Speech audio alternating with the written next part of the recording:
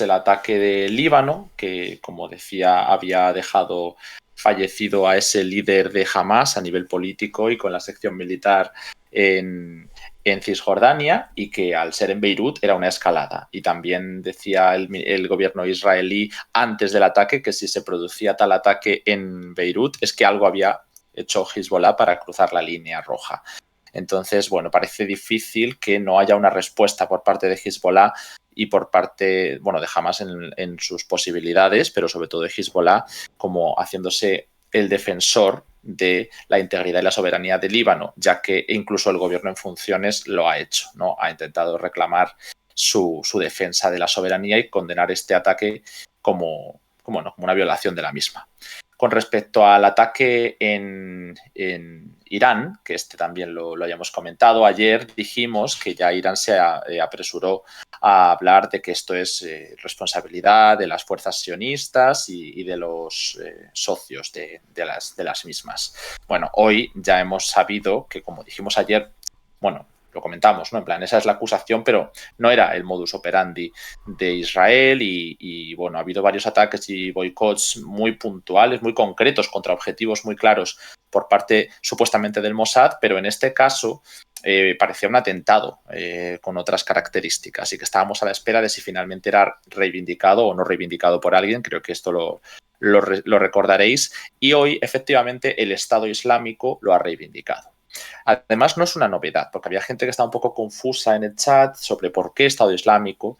Estado Islámico es uno de los grandes enemigos de Irán. En general, los grupos yihadistas han sido uno de los grandes rivales tanto de Irán como de sus socios. Esto lo han vivido en Afganistán y así sigue siendo, que incluso a los talibanes se enfrentan con el Estado Islámico, pero también en Siria la inmensa mayoría de los grupos rivales que han tenido que hacer frente, pues por un lado los kurdos, los rusos, los sirios, en las fuerzas iraníes, tienen afiliación yihadista, tanto pues los vinculados a Estado Islámico propiamente dicho, como a Al-Qaeda y las derivadas que se apoyaron en los rebeldes sirios. Entonces, en general, es algo que azota a la región y que no debe sorprendernos porque, de hecho, en el mes de septiembre del año pasado, me parece, ya hubo algunas grandes operaciones para intentar desarticular células yihadistas en Irán, deteniendo a pues decenas de militantes que pretendían provocar atentados en todo Teherán y en más de varias decenas de sitios incluso. Pero bueno, ya había habido atentados importantes en 2017, en 2018, en 2022 y 2023, seguramente muchos más, pero bueno, yo ahora mismo no tengo todas las cifras en la cabeza sobre esos atentados, pero para que veamos que sí que es algo que encaja. Además encaja porque tenemos ya cifras de en torno a entre 200 y 300 fallecidos y heridos. Entonces, es un atentado grave para Irán. Y además, más grave aún si es por el simbolismo de que se ha dado en esa conmemoración de los ya 4 años, si no me equivoco, desde el asesinato de Qasem Soleimani, que fue en enero de 2020, y ha sido en un evento fúnebre donde han muerto pues varios seguidores. Encima, Soleimani era una de las personas que, por lo que representaba en la Guardia Revolucionaria, la revolución islámica en sí mismo choca con la pretensión de organizar un emirato islámico. Entonces, algunos atentados son organizados por células del Estado Islámico, entiendo que de Irak y Levante, ¿no? de Siria e Irak, y otra del Estado Islámico del Gran Jorasán, que es el que está circunscrito a las regiones de Afganistán, Pakistán. Bueno, es un poco más amplio. Y hay mucha tensión con Irán. Irán tiene muchos más problemas. Lo ha tenido con los talibanes, lo ha tenido con los baluches, lo ha tenido con otros grupos rebeldes. Entonces yo entiendo ahí que el Estado Islámico ahora mismo, no sé si es el central, el de Levante, o si es el del Jorasán, pues tiene claramente intereses en combatir a la revolución islámica y el hecho de que haya una república islámica. Ellos apuestan por el califato en su momento. He dicho emirato por el caso de los talibanes, que tenían más relación con Al-Qaeda en su momento, pero bueno, para que nos entendamos de que ellos tienen otro modelo político. Por eso también era ridículo comparar en su momento a Hamas con Estado Islámico, o incluso yihad islámica con Estado Islámico. No tiene absolutamente nada que ver. Pero bueno, lo traigo a colación para que se entienda por qué todos los modelos de grupos islamistas o salafistas chocan, tienen unas ideologías distintas, ¿no? Y Estado Islámico los combate activamente porque considera que son infieles. Hay mucha acusación de takfirí, ¿no? De cómo no siguen las líneas que tienen que seguir. Esto, por lo tanto, es grave en Irán. Pero bueno, no deja de ser un acontecimiento que no es la primera vez que ocurre y que si no tiene una vinculación directa con la situación de Israel no debería inflamarse más todavía, pero sí que se espera una respuesta y ha habido mucho debate sobre si la operación del 7 de octubre de Hamás, las represalias del eje de la resistencia, el ataque sobre Ain al-Assad que se dio en 2020 posterior al ataque de Soleimani, todo esto eran ya respuestas al asesinato de Qasem Soleimani. Irán ha debatido mucho. Irán ha dicho que sí y ha dicho que no. Entonces ahora mismo es imposible saber si esa represalia se da por satisfecha o si de verdad consideran que va a haber una nueva represalia grande y cuándo. Porque Irán, si algo tiene en su modus operandi, es esperar, es encontrar la ventana propicia para lanzar esas represalias y no actuar necesariamente en caliente.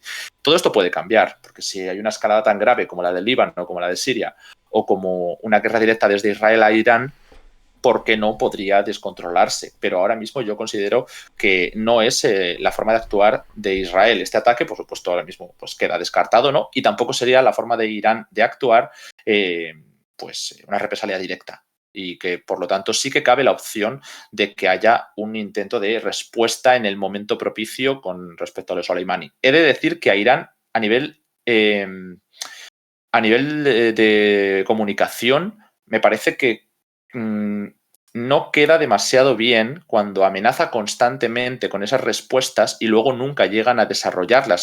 Siempre ha habido amenazas contra el Kurdistán iraquí, amenazas contra movimientos iraquíes, amenazas contra Israel, contra Estados Unidos, contra distintos grupos que ponían en jaque sus activos o sus intereses. Y bueno, Irán luego nunca llegaba a desarrollar del todo una represalia equilibrada, al menos con respecto a lo que había propiciado ese ataque. Pero bueno, igualmente a nivel comunicativo, pues la región tiene otras muchas fallas. Y luego el tercer ataque ha sido el de Irak, que este sí que es muy importante porque directamente se ha vinculado a fuentes estadounidenses en Bagdad. No debería sorprendernos porque, aunque el ataque sea eso, en la capital, en Irak, de Irak, que es Bagdad, y que se hayan dado varios muertos también importantes, también han sido relevantes en su nivel dentro de la jerarquía o del organigrama de las PMF, las Fuerzas de Movilización Popular. Son grupos de milicias muy numerosas, coaligados en torno a un poder más pro-iraní, de alguna manera, aunque no todas están así de vinculadas y, por supuesto, hace ya tiempo que Irán no controla del todo a esos grupos por su diversidad, su complejidad y por la endiablada situación política que hay en Irak.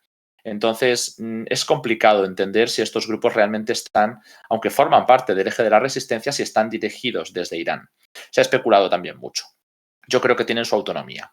El caso es que estos grupos son los que han dirigido, a pesar de que, de nuevo, la comunicación en Irak y en los grupos anti-sionistas era de represalias, han sido sobre todo estas milicias y Kataib Hezbollah y otros grupos los que han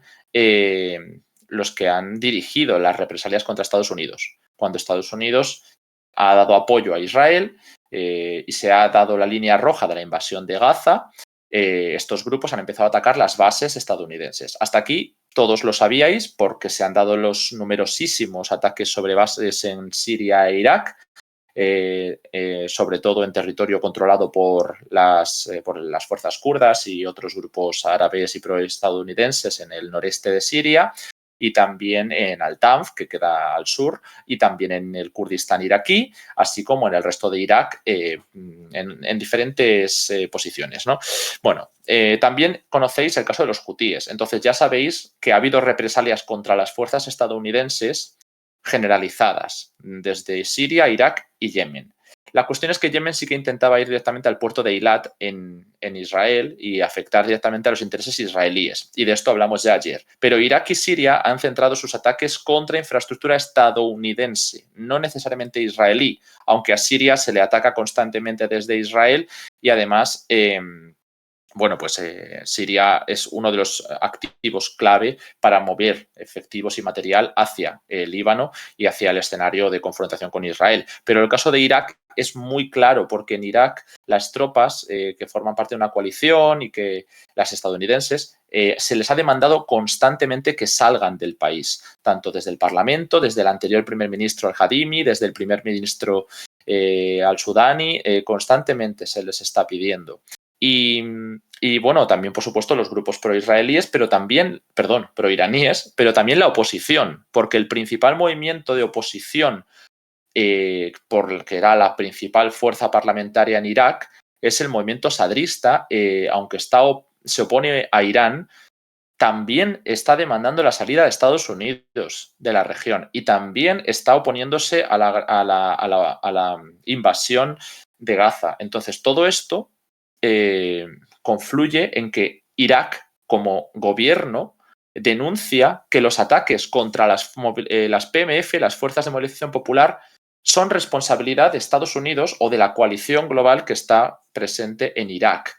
De nuevo, igual que en Líbano, un ataque externo, aunque sea en represalia a un acto, el que sea, de las PMF o de Hezbollah, es condenado por el ejecutivo de ese país como una agresión contra su soberanía y una agresión externa.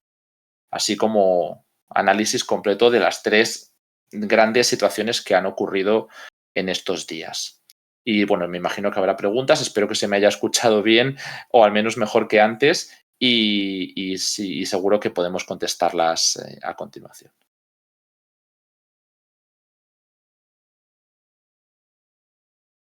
Edu, no sé si estás... me sale que estás silenciado. No sé si estás con nosotros. Perdón, culpa mía. Vale. Culpa mía, error. Decía, no, que además que estamos ya más de 600 personas aquí, o sea que evidentemente te imaginarás que tenemos un montón de preguntas. Bien, Bienvenidos a bien. todos, gracias por estar. Que últimamente además, desde que hemos cambiado el horario, recordad que antes abríamos a las 10 de la noche y ahora ya a las 9. La verdad que aquí hay muchísima gente siempre, así que bienvenidos todos y bienvenidas vuestras preguntas. Mira, X1EZ, bueno, no sé bien el nombre, pero yo te paso la pregunta. Muy bien. Pasa bastantes preguntas, pero que se condensan en una, que es ¿cuál sería el objetivo último del proyecto nacional de Israel? Creo que sería una buena pregunta.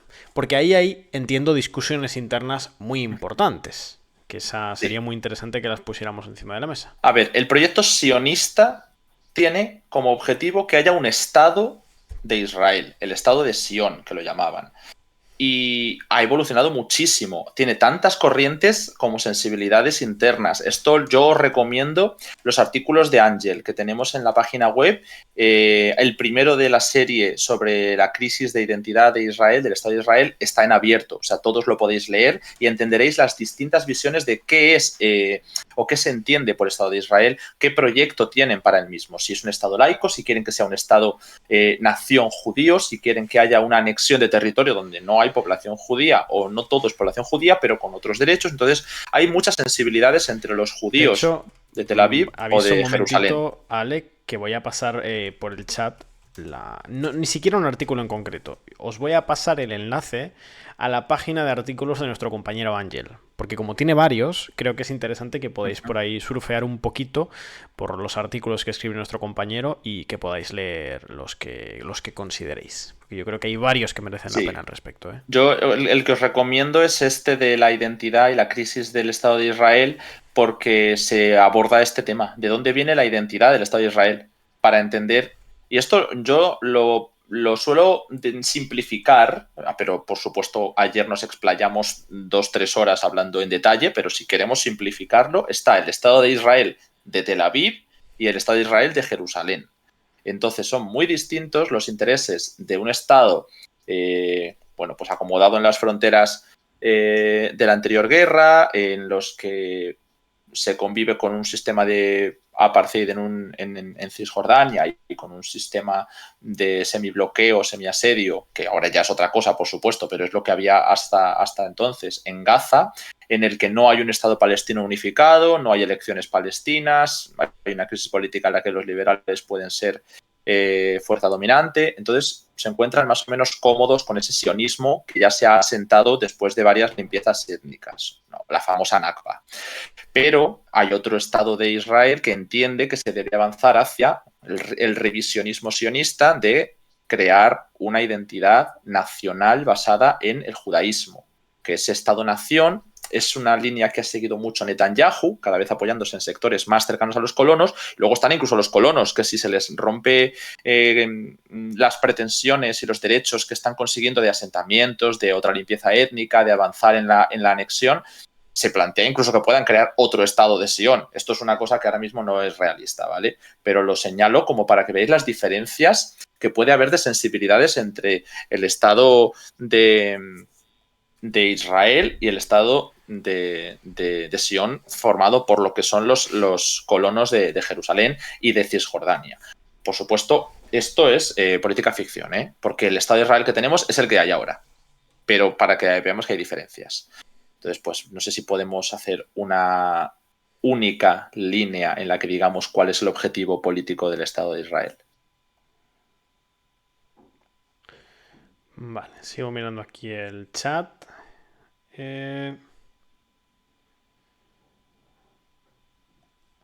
Vamos a ver. No sé si te has visto alguna, Ale.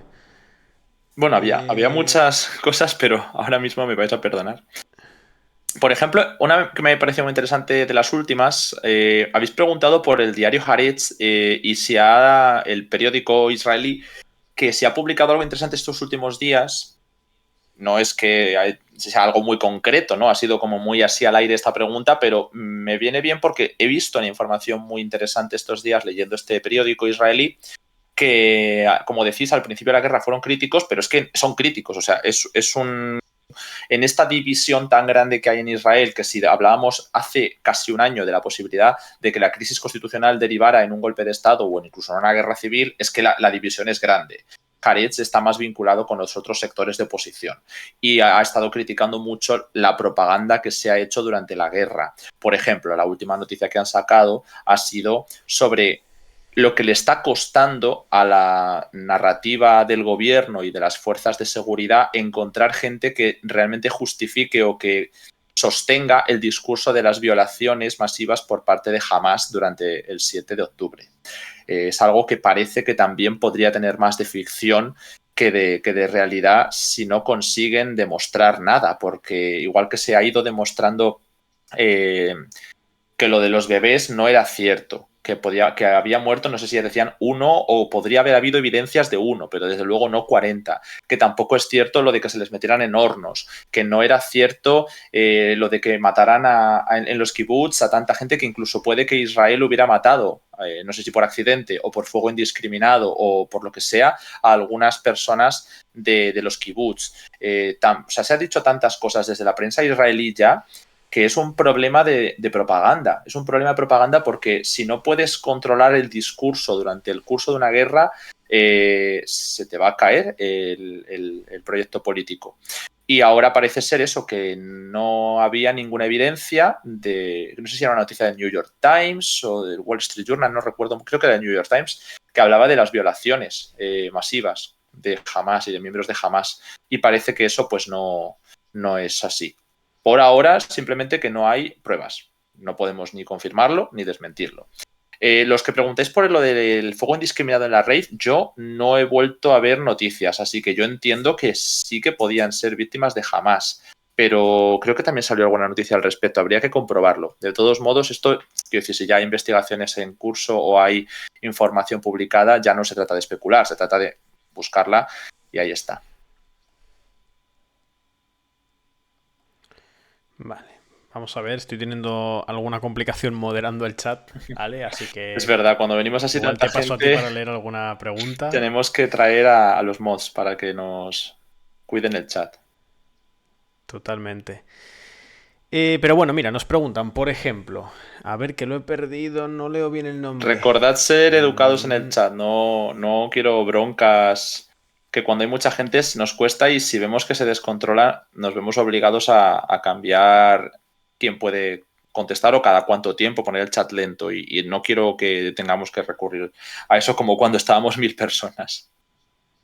sí, vamos a intentar que así, que no sea así. Y sobre todo recordad ya no solo el respeto entre los que estéis comentando y preguntando, que a nosotros nos gusta que charléis y comentéis, pero que no os ataquéis en lo personal y sobre todo recordad que hay determinados comentarios que aquí se banean automáticamente. Estamos analizando el conflicto palestino-israelí, sus consecuencias regionales, entonces todo comentario despectivo no sobre un gobierno o no sobre una ideología o no sobre un grupo armado, sino sobre un grupo étnico o religioso va a ser baneado.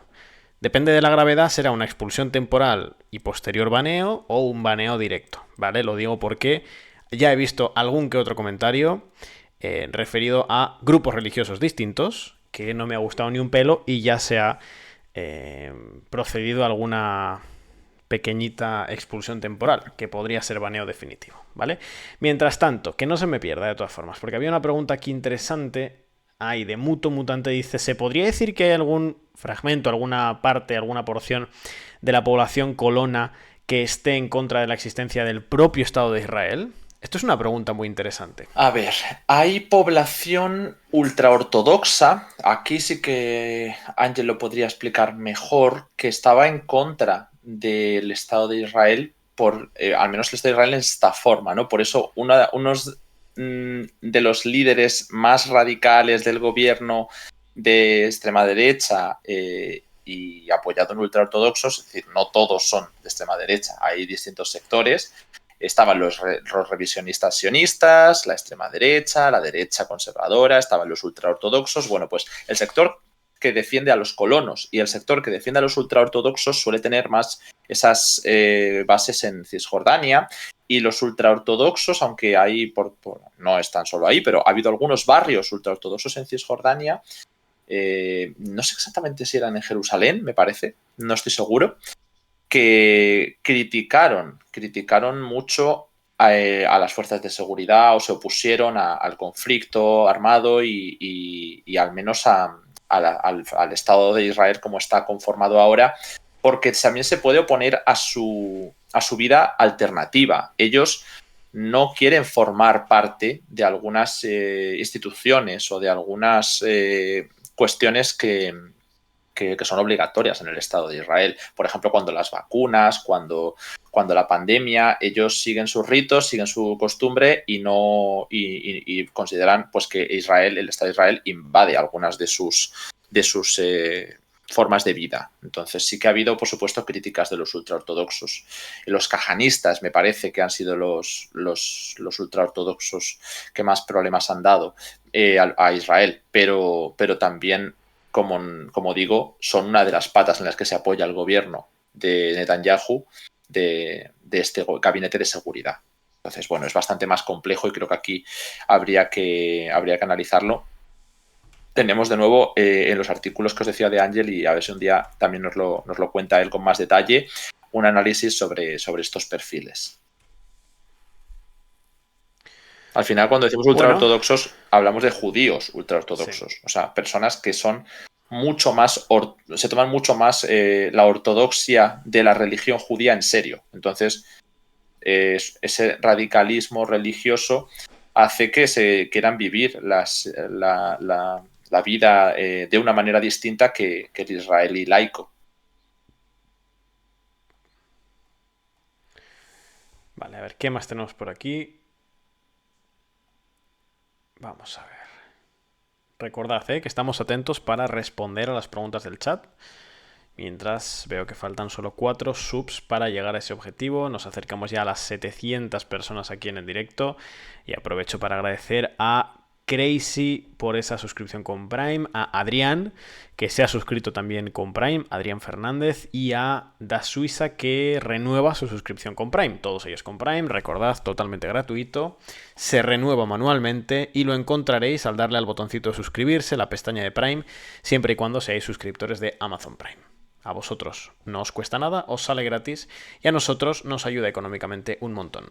Y también, por cierto, os animamos a que pinchéis, a que escaneéis ese QR, que vais a encontrar muchísimas ventajas suscribiéndoos a la página web. Aparte de aportar vuestro granito de arena en el proyecto, vais a encontrar bastantes ventajas como la newsletter semanal, los artículos exclusivos o, por ejemplo, los seminarios, como ese de Andrea del que os hemos hablado antes y que empezará a finales de enero, que os lo recomendamos encarecidamente. ¿Qué más tenemos por aquí? ¿Hay algún tipo de crítica o... Esta pregunta no la entiendo. ¿Crítica o respuesta en Chipre? Nos pregunta Cid. No sé bien si es que ha pasado algo en Chipre y no, A ver, no, o no estaba al sea, tanto. podemos analizar tantos países, pero en Chipre pero hay una comunidad más vinculado con Turquía que va a apoyar a los islamistas y otra Claro. más es la comunidad griega, vaya, pero las relaciones con Israel nunca han sido muy negativas en contraposición con Turquía en el marco de la competición Grecia-Turquía, sobre todo. Y bueno, la de Israel, Turquía y tantas otras, pero de ahí no sé si hay algo muy concreto que quieras preguntar, pero ahora mismo no he visto nada más. Mira, nos pregunta también Village. Y esta es una pregunta muy interesante porque va en el hilo de eso que se ha planteado muchas veces, ¿no? De después de los avances israelíes y de consolidarlos y de la lógica de los hechos consumados, ¿dónde termina el expansionismo del Estado colonial de Israel? Y pregunta ahí Village, por ejemplo, dice, aparte de los altos del Golán, Gaza y Cisjordania, ¿Israel podría buscar más territorio o con eso se quedaría? Bueno, Y esa es una de las grandes preguntas, claro. ¿Dónde termina el expansionismo del Estado sionista de Israel? a ver, Si además estamos viendo cómo hay sectores políticos y militares que a través del revisionismo redefinen permanentemente lo que es el proyecto sionista. depende mucho del contexto. Yo creo que ahora mismo el contexto pasa por eliminar a... Bueno, es que pasa más por una confrontación geopolítica. Si colapsa Irán o el régimen político iraní, el Irán persa del Shah era socio de Israel.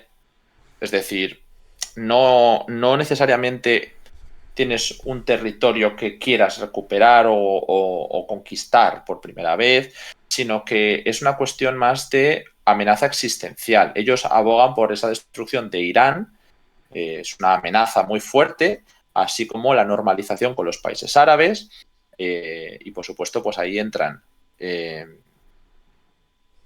Líbano y Egipto, que son los dos territorios donde ya se han dado conflictos y bueno, pues es relevante que el sur del Líbano fue invadido y después se ha llegado a un arreglo, pero si está Hezbollah, probablemente ese revisionismo llegue a intentar recuperar el sur del Líbano. Claro, si se le llega a un arreglo en el que tienes un Líbano que es socio, que no hay presencia de Hezbollah, cosa que es ficción de nuevo, porque entrarían en un conflicto civil muy seguramente, no lo sabemos, ¿no? Pero probablemente podrían caer en un conflicto civil en Líbano, pues sería una opción para no tener un reclamo sobre el Líbano.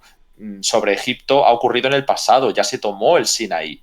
Y era clave el control del canal de Suez, el control de todo el estrecho hacia el puerto de Eilat y toda la península del Sinaí se acabó devolviendo y se llegó a un arreglo con Egipto, un Egipto como el actual o como el que ha habido estas décadas, quitando quizá el periodo de Mohamed Morsi, pues no ha sido un problema y no hay un reclamo sobre el Sinaí. Pero si la coyuntura es extremadamente favorable y hay una fuerza hostil que gobernase, por ejemplo, y lo digo claramente, un partido islamista, los hermanos musulmanes, por ejemplo, pues podría haber un nuevo problema con Egipto y un intento.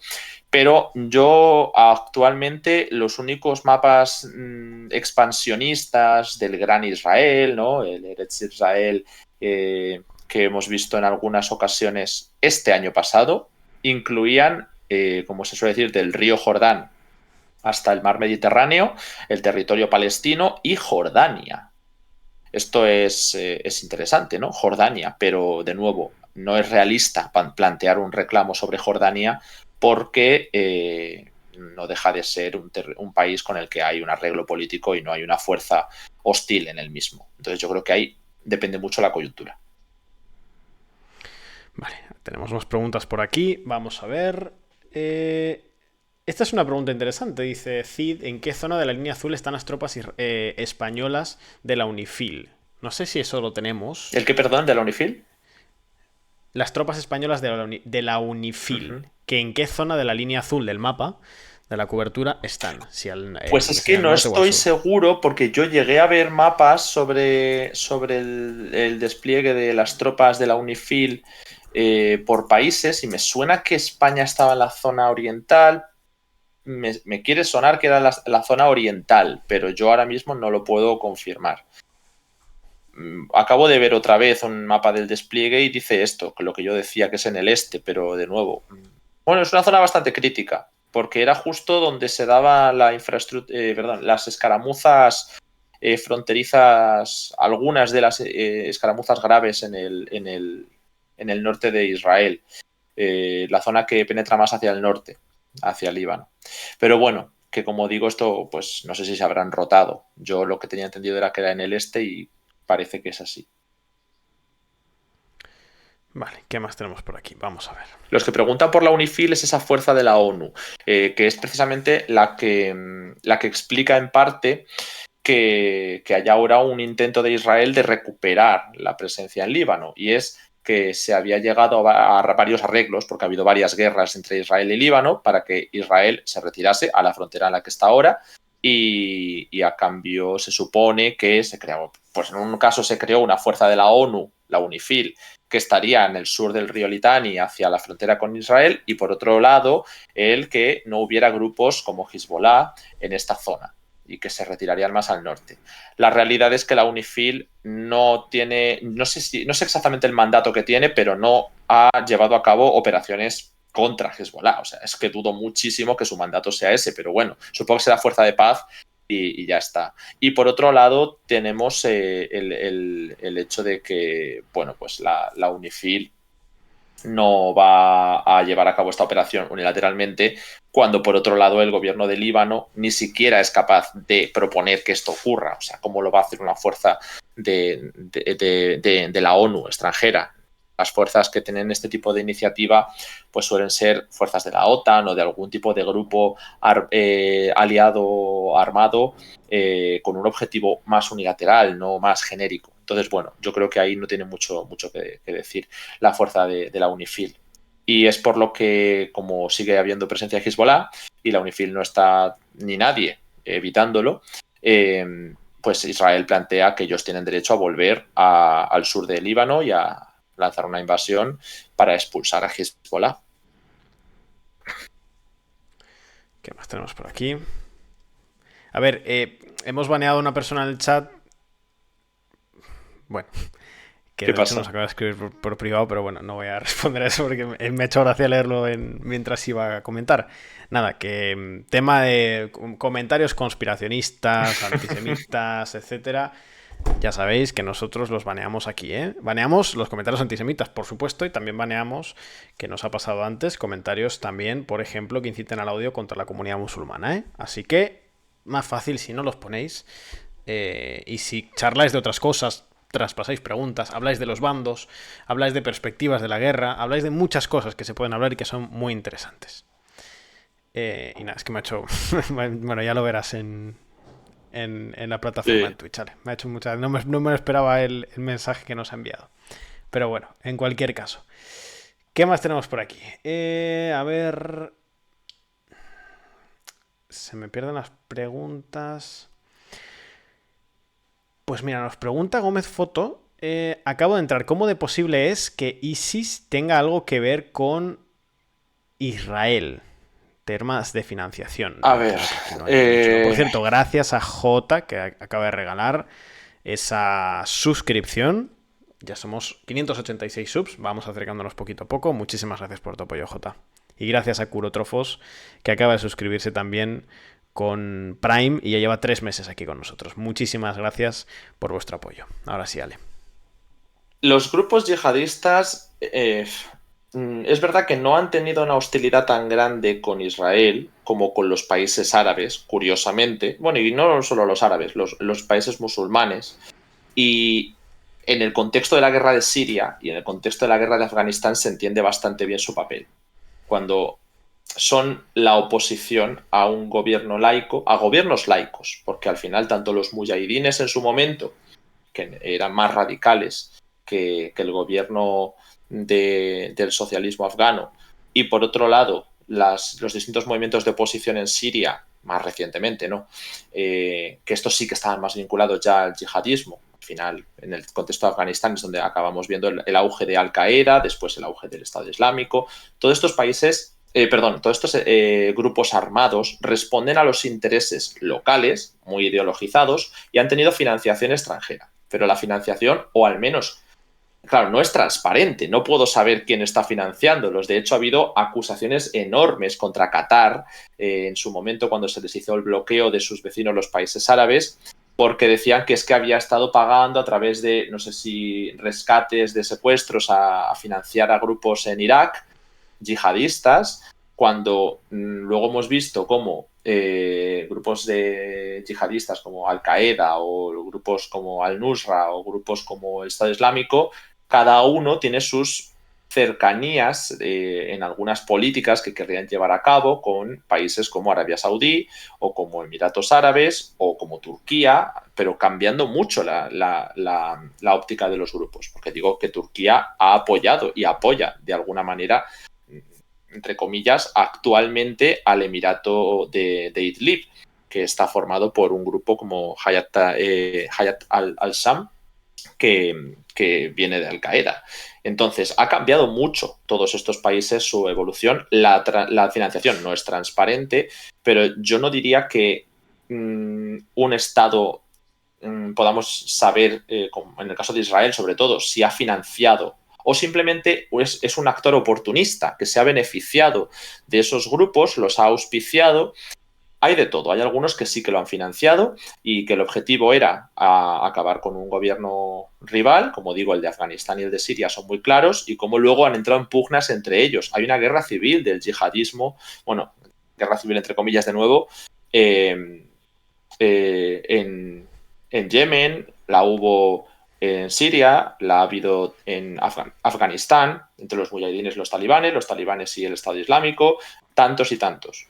Entonces yo ahí no te podría decir si Israel o algún Estado en concreto está detrás de un grupo yihadista. Más bien tienen su propia dinámica y se van auspiciando en momentos de interés, política internacional y coyuntura, y se les deja de apoyar cuando eso desaparece. Es llamativo el caso, por ejemplo, en Siria, que ahora se quieren normalizar las relaciones con Siria y grupos como Estado Islámico pues han perdido todo el peso. Sobre todo Emiratos Árabes, uno de los países que más ha auspiciado pues por un lado la caída de Bashar al-Assad y por el otro lado la normalización de Bashar al-Assad a nivel internacional. Así que sí, eso pues es algo que tendremos que ir viendo. Y los que preguntáis por el Emirato de Idlib, sí, concretamente por cerrar este tema, que al final nos vamos mucho, pero bueno, por contestarlo, sí que es Hayat Tahrir al-Sham el grupo principal ahora mismo, que su presencia se encuentra en la zona noroccidental de Siria y en Idlib. Nos pregunta también María que qué creemos que puede pasar tras el 11 y 12 de enero, en el que se va a realizar esa denuncia de Sudáfrica, recordemos, que va a denunciar a Israel por genocidio ante la Corte Internacional de Justicia, que aquí lo charlamos un poquito ayer, ¿no? Comentamos que pondrían una encrucijada a actores como la Unión Europea.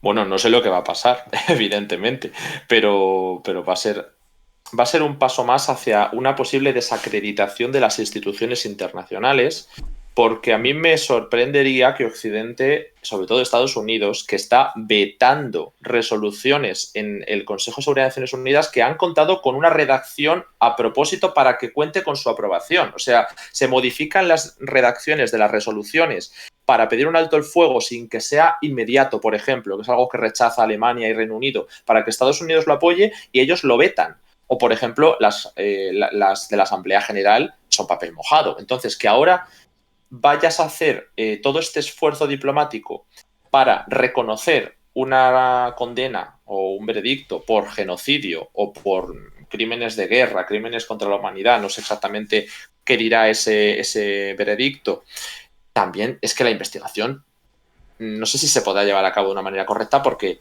la cuestión está en curso. O sea, todavía están ocurriendo estos hechos. Yo no sé cómo funcionará a nivel legal.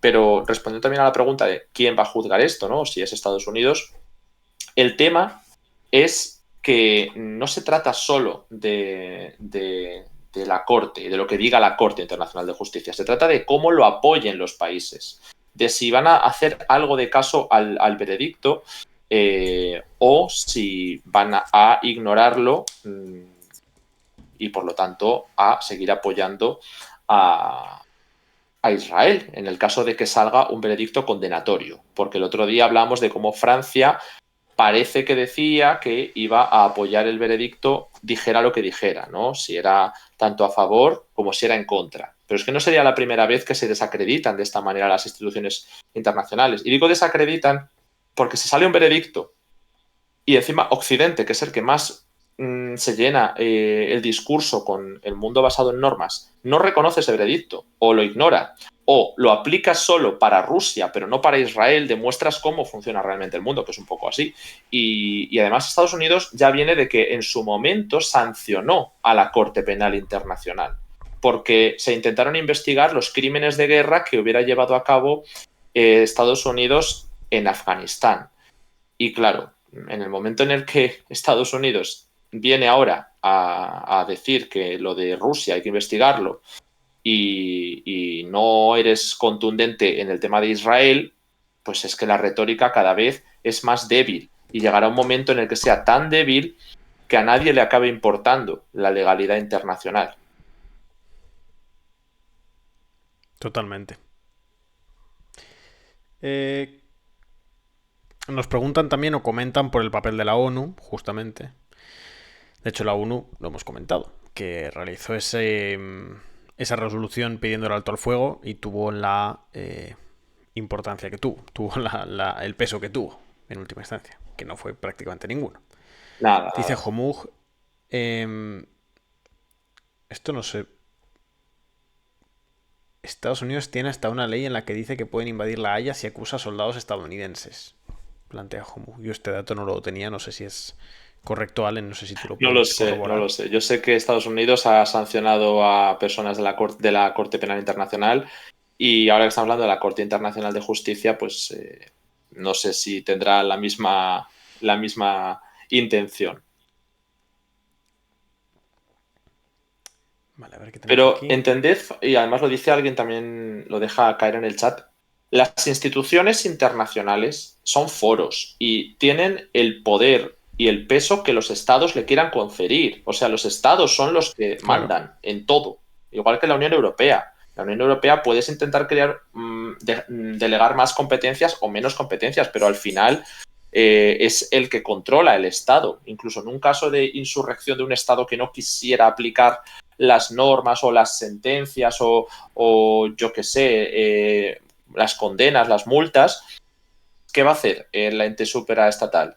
Como mucho puede suspenderte de voto o suspender los fondos que Claro. recibes o, no sé, ordenar a otros países que estén dispuestos a hacerlo que detengan a ciertas personas o que te sancionen. Pero si la política de sanciones cada día está más débil y esos estados cada vez confían menos en esas instituciones supraestatales, tiene que hacerse por consenso, tiene que hacerse porque los países que vayan a una institución internacional consideren que ese arbitraje o ese foro son válidos y van a acatar lo que salga y emane de sus decisiones. Pero si no están dispuestos, da igual que existan las instituciones que existan, la ONU o la Sí, que sea, me da igual.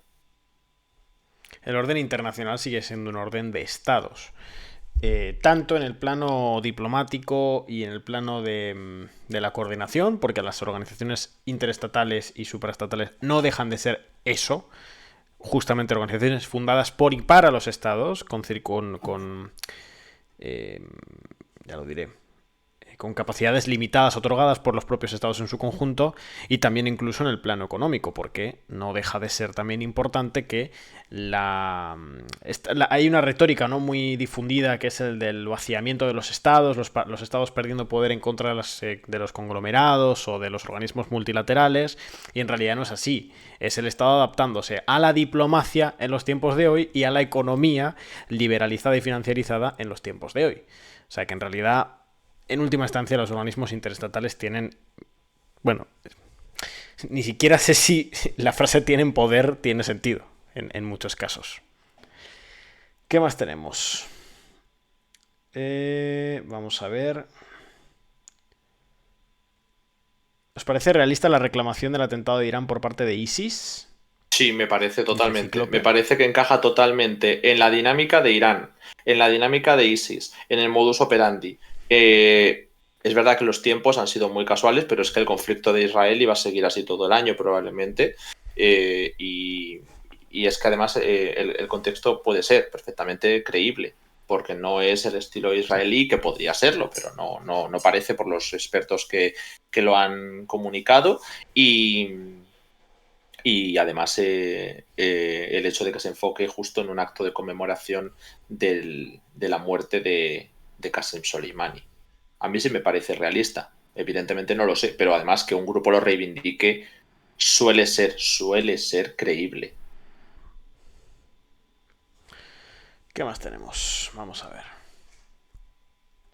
¿Dónde está ahora el portaaviones, el Gerald Ford estadounidense? Pues ¿Cómo se ha hablado del Gerald Ford, se iba a ir del Mediterráneo, no sé a dónde se ha ido. Se supone que querían concentrar recursos en el Mar Rojo, pero no sé si será esto. Entonces, bueno, solo sabemos que anunciaron la salida del Mediterráneo.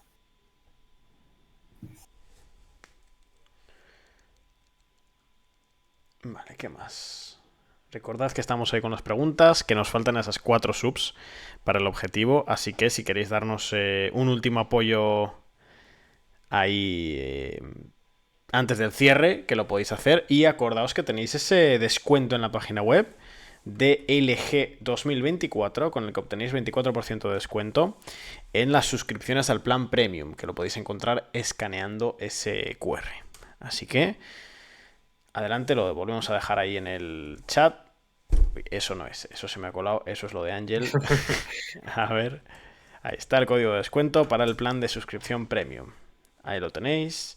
Y mientras tanto, bueno, pues en los últimos coletazos ya de este directo vamos a seguir con las preguntas y a ver si alguien se anima a una suscripción de última hora, que recordad que con Prime son totalmente gratuitos si ya tenéis la suscripción de Amazon Prime. Simplemente le dais a suscribirse a la pestañita de Prime, vinculáis las cuentas, la de Amazon Prime con la de Twitch, y nos ayudáis. A vosotros os cuesta nada, porque ya estáis suscritos a Amazon Prime, y a nosotros económicamente nos aportáis un granito de arena muy importante para ese trabajo que hacemos aquí en Twitch, y ahí en la página web también para toda la estructura de Descifrando la Guerra, toda la estructura del proyecto.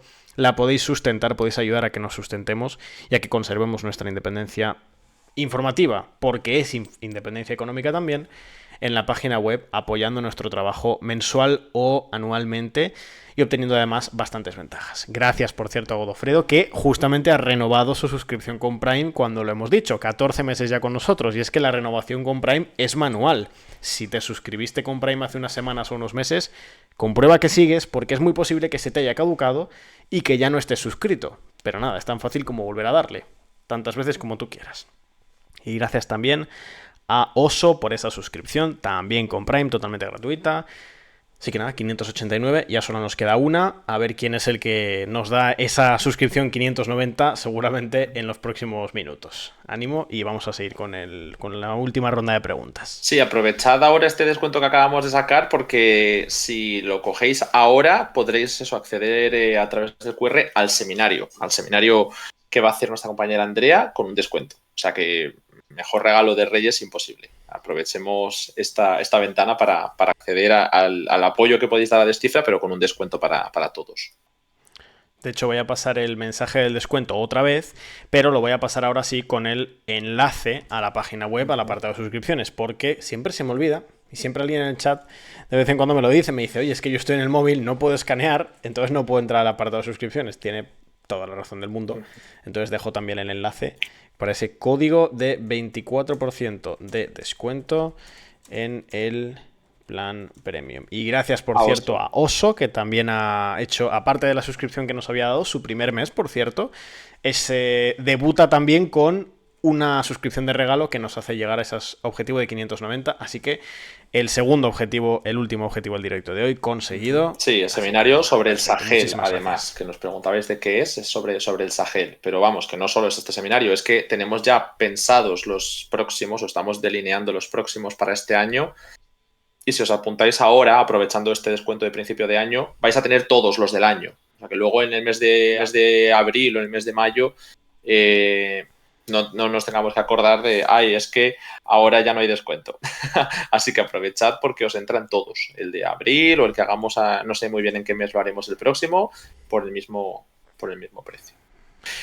Nos pregunta Aichol si vamos a hablar de las elecciones en Galicia. En un principio no, porque no revisten una importancia muy grande en términos internacionales. Ya sabéis que nosotros hacemos seguimiento sobre todo de las elecciones cuando son nacionales, porque siempre tienen implicancias internacionales, o elecciones regionales que puedan tener un desenlace muy importante para un país en concreto, o un estado-nación en concreto, o para una región. Y Lo que sí vamos a analizar en los próximos días, hago un repasito eso sí, aparte de Ucrania, que lo vamos a seguir tratando, aparte de Oriente Medio, que por supuestísimo lo vamos a seguir tratando, vamos a seguir viendo el día 13 de enero, elecciones en Taiwán. Tenemos un calendario bastante potente. El día 14 de enero tenemos la supuesta asunción de Bernardo Arévalo en Guatemala. Veremos si se confirma o si la situación se desenvuelve en un golpe de Estado en Guatemala contra el presidente electo Bernardo Arévalo, o si finalmente puede asumir sin problemas la presidencia. Y el día 15 tendremos ya, empieza todo el ciclo electoral estadounidense, que dura meses, ya sabéis, con las elecciones primarias republicanas y demócratas en el caucus de Iowa. Y también estaremos siguiéndolo. Sí, temitas que vamos a ver en los también nos próximos habéis días. preguntado por el tema de Somalilandia. Haremos un directo sobre Cuerno de África un poco más amplio enseguida, en unos días, porque ya no es solo esto, es que hay que hablar de todo. Se está desestabilizando un poco toda la región. Hay que actualizar de Sudán, de Somalia, de Etiopía. Está habiendo mucho movimiento diplomático, se están alineando muchos actores y por lo tanto pues convenía esperar unos días desde el comunicado para explicar bien las cosas, pero vamos, que lo vamos a hacer en estos días. Bueno, y yo, Ale, no sé si te parece que vayamos cerrando o no sé si hay alguna pregunta Ujú. más que quieras Sí, mira, voy a responder. responder algunas así Vamos. rápido, porque preguntaban por si Arabia Saudí ha roto el plan de normalización de relaciones con Israel. El principio lo que ha hecho es congelarlo, es algo que ahora mismo se ha descartado, pero ya desde el principio se habló de que la normalización con Israel debía ir acompañada de una solución de dos estados para Palestina. Claro, eso ahora es más complicado todavía que antes. Ya de por sí antes se negaban a dar una solución que no fuera un Estado vasallo, algo similar a lo que pudiera ser la autoridad palestina para el conjunto de Palestina. Y ahora, pues, encima se ha dado la invasión y se está debatiendo el futuro estatus. Habría que ver si en el futuro gobierno palestino hay algún tipo de concesión grande a Arabia Saudí o algún país cercano que pueda facilitar que se retomen. Pero desde luego lo que están esperando estos países es que acaben las hostilidades. En el momento en el que haya un alto el fuego, yo creo que se puede llegar a hablar del tema, porque estaban casi deseando continuar con las negociaciones. Y así más países, porque también ha habido contactos con Libia, con Somalia, bueno. Había otra pregunta sobre en qué ha quedado la alianza del Mar Rojo. El Mar Rojo, ya sabéis que Estados Unidos quería lanzar una operación, ya se han dado varios ataques cruzados. Recientemente los hutíes bueno, pues, sacado un comunicado condenando la muerte, creo que ha sido de 10 militantes, en un ataque de Estados Unidos contra buques, bueno, eran unas embarcaciones, pero es verdad que se contempla que vayan a hacer operaciones de libertad de navegación que puedan derivar en ataques sobre Yemen.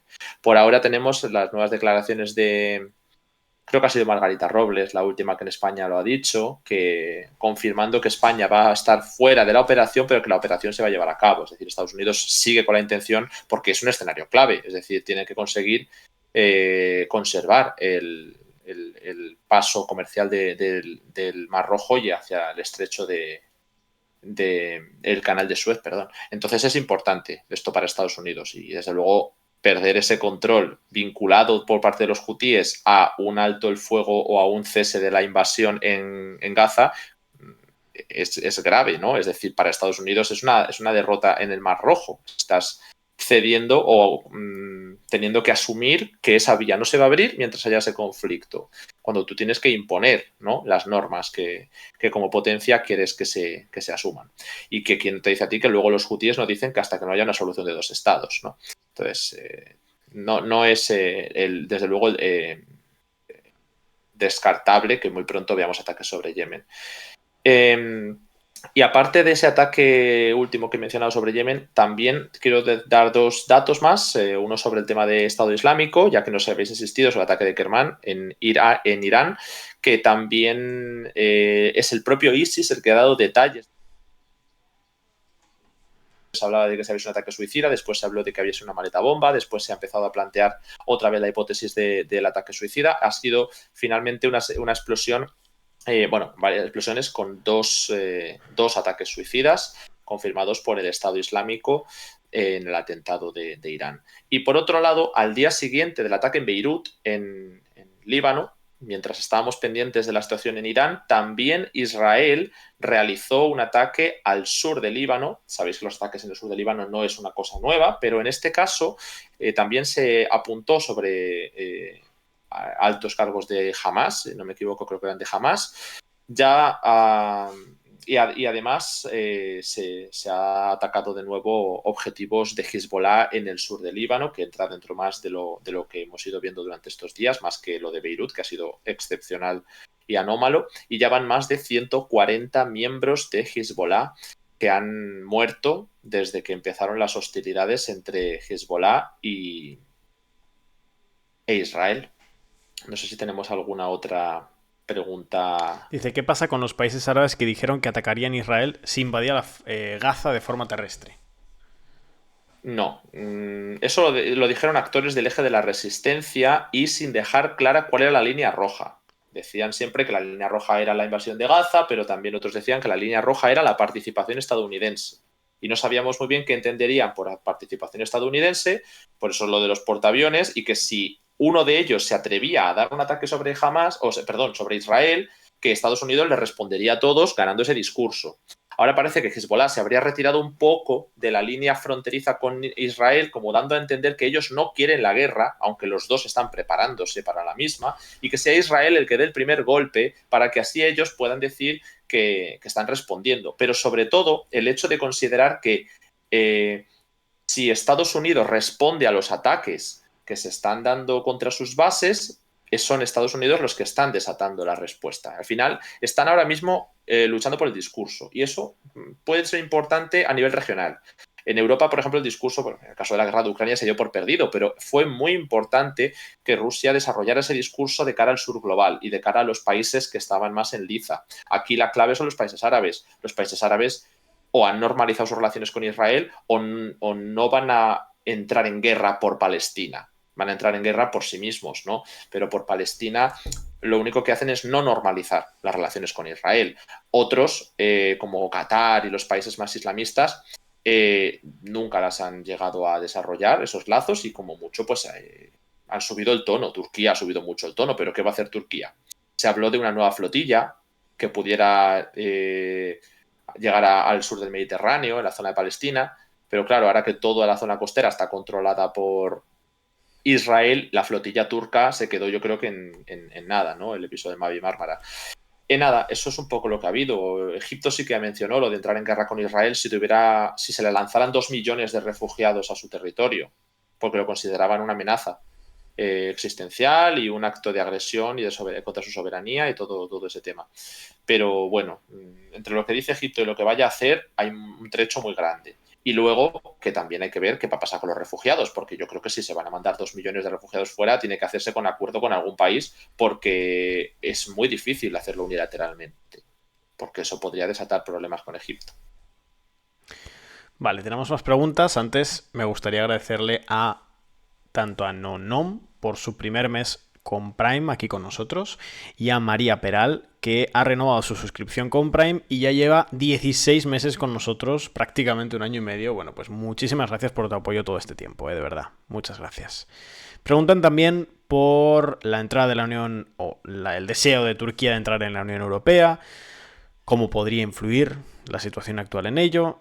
También que por qué Egipto no quiere acoger refugiados gazatíes. Bueno, a ver, de Turquía en la Unión Europea nos vamos a olvidar, ¿vale? Hacemos, si quieres, otro día un directo explicando cómo funciona Sí. la Unión Europea y lo de los candidatos. Yo me olvidaría de muchos de los candidatos, pero de Turquía, por ahora, sí o sí. Vale, si queréis eso lo podemos explicar si os interesa algo mucho más concreto, pero es muy complicado por el tamaño de Turquía y por las diferencias políticas que lleva desde que desarrolló la rama islamista mucho más fuerte que la demócrata, porque los europeos al final es comprar pues toda la línea del Partido Demócrata estadounidense. Sí, hay países como Albania, que está mucho más cerca, incluso Serbia con los problemas que tiene, pero otro día lo podemos hablar si queréis. Y la otra pregunta, ¿cuál era la otra pregunta, Edu? Egipto. Nos ¿Por qué habían no quiere preguntado que por qué refugiados? Egipto... Sí, Vale. exacto, por qué no estarían aceptando refugiados A ver, gazatíes.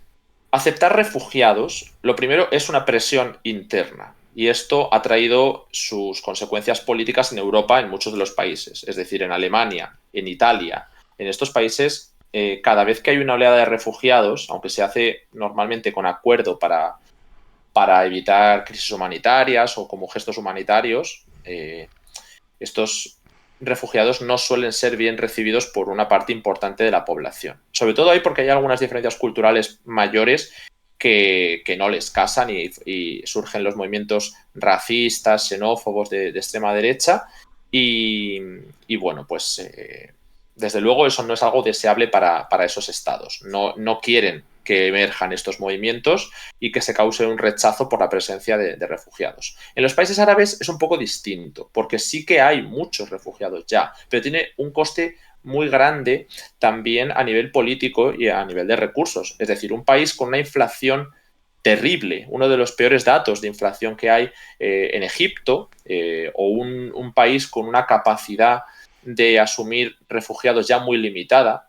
por ejemplo, en Jordania o, por ejemplo, en Líbano. Es decir, en Líbano hay una cantidad tal de refugiados sirios, de refugiados palestinos, de tantos conflictos, que el país está muy tensionado. Hay un nivel de no llegar a poder obtener recursos para toda la población, de todas las carencias que hay, de la inflación que hay, que encima en Líbano hay hiperinflación, ha habido mucho tiempo, y el problema político en sí, que es muy complicado que puedan aceptar una cantidad tan grande de refugiados. Ya no estoy hablando de 100.000 o de 200.000, es que estamos hablando de 2 millones de personas. 2 millones es una cifra enorme.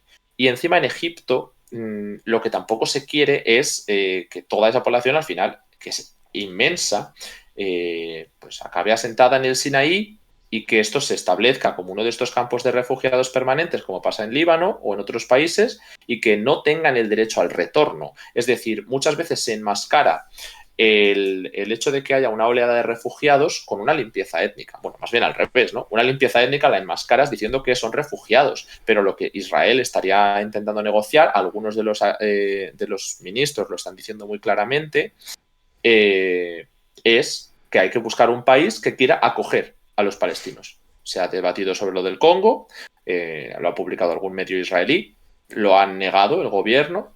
No sería una locura, porque ya hemos visto a varios países diciendo de mandar a los migrantes ilegales a Ruanda, como el Reino Unido. Entonces no sería una locura plantear que los quieran mandar a Congo.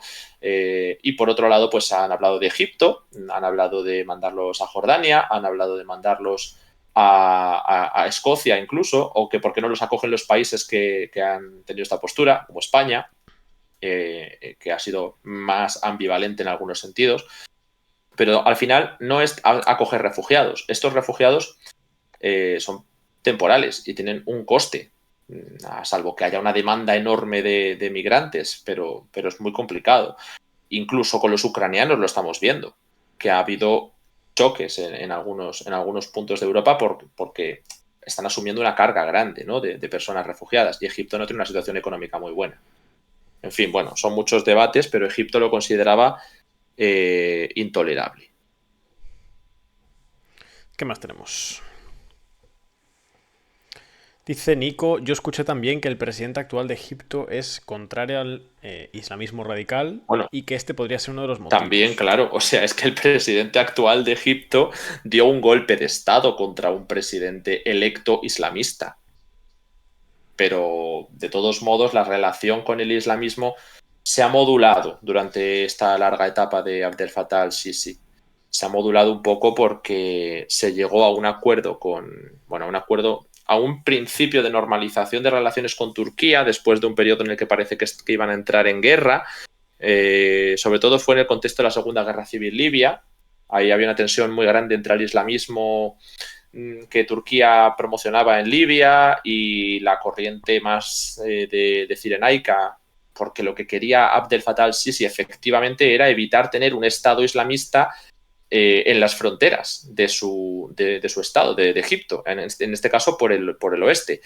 Pero entiendo que tampoco querrán eso en el Sinaí. Tampoco diría que la población de Gaza sea por per se islamista, porque es que llevamos sin elecciones muchísimo tiempo y jamás, pues creo que ahora mismo, aunque el islamismo es muy importante y por supuesto la relación con Qatar en eso y con Turquía lo demuestra, ante todo ahora mismo es un movimiento que lo que busca es la hegemonía en la defensa contestataria de los intereses palestinos y la formación de un Estado palestino. Entonces, bueno, se puede debatir de lo que es de qué intereses van ahí. Y antes que tener un Estado islamista en las fronteras, Egipto planteó tener un Estado tapón cuando se contemplaba la independencia del LNA, del este de Libia. Pero bueno, esto es un tema que ahora mismo no se ha desarrollado y que Egipto ha levantado esa crisis tan grande que tuvo con Qatar, auspiciada por Emiratos Árabes, curiosamente también con Turquía, acompañado por Emiratos Árabes. Entonces, mientras las relaciones entre Emiratos Árabes y Turquía se relajen, Egipto yo creo que va a tener menos problemas con el islamismo, aunque es el que más el menos aventajado en la carrera por la normalización con Turquía, pero aún así ha avanzado. Bueno, teníamos alguna pregunta más, ¿sale? Pero igual podríamos pensar en ir cerrando. Nos preguntaba Wally por si la anexión de Gaza por parte de Israel normalizaría la anexión rusa de los territorios ucranianos. Más allá de... Yo igual respondería a esa y ya cortaría. Que es un debate además que se ha abierto, ¿no? Porque, claro, entraría en una contradicción de discurso probablemente en muchos Bueno, en el actores. caso de la sentencia por genocidio sí que podría haber esa normalización o que se vea más la doble vara de medir, ¿no? La hipocresía de aceptar uno en un caso y otro en el otro. En el de Ucrania yo creo que no va a pasar eso. Incluso si se aceptara la anexión de Gaza, pero es que ni siquiera ahora mismo nadie contempla la anexión de Gaza. Algunos elementos radicales del gobierno de Israel hablan de que haya colonias, de que sí que se considere ese territorio bajo administración militar, civil, israelí, compartida a lo mejor la civil con un actor palestino o árabe de algún tipo. Se habla de muchas cosas, pero no he escuchado todavía de manera tan clara como en algunos episodios de Cisjordania la anexión. Primero se tendría que gestionar la limpieza étnica y luego se ve que se hace. Entonces, lo que estamos hablando es de ocupación permanente y de si se crea o no un apartheid, como lo de Cisjordania. ¿Que haya anexión? Bueno, llegados a ese escenario, porque podría ocurrir, el tema ucraniano ha retorcido tanto la propaganda que cualquier cosa con la que lo compares no va a tener ningún tipo de relación. Porque al final las comparaciones son todas erróneas. Las comparaciones siempre son... cada estado tiene su contexto, entonces son incompletas. Pero es una cosa que ya ocurre a día de hoy. Rusia no para de tirarle a la cara a Estados Unidos el hecho de que han reconocido países unilateralmente, de que han desmembrado países y sobre todo se habla de Kosovo. Es un estado de una independencia no acordada Sí. y que lo han reconocido más de 90 países, si no me equivoco. Entonces, que ellos no puedan hacer lo mismo con Crimea, la cuestión es que ese referéndum no tiene el arreglo con el estado del que se independizan y es que en Gaza no hay ningún referéndum. ¿Vale? Que los referéndum que se han hecho en los oblast ocupados por Rusia tienen ninguna garantía, ¿no? Pero, desde luego, en Gaza, la voluntad popular, vamos, es que yo creo que no hay que hacer ningún referéndum. O sea, es unánimemente en contra de la ocupación israelí. Prácticamente unánime, porque es todo población palestina. No es como en Cisjordania, que hay diferencias, pero en Gaza es todo población palestina, porque no había ya presencia israelí desde la última retirada. Entonces, plantear que esa anexión pueda tener legitimidad no es plantear una anexión basada en un referéndum no acordado, en un referéndum sin garantías o en cualquier otra cuestión de la que estáis hablando, sino que sería normalizar la anexión por invasión, sin los pretextos intermedios. Me parecería ya, o sea, romper totalmente la legalidad de la que ellos mismos se sustentan.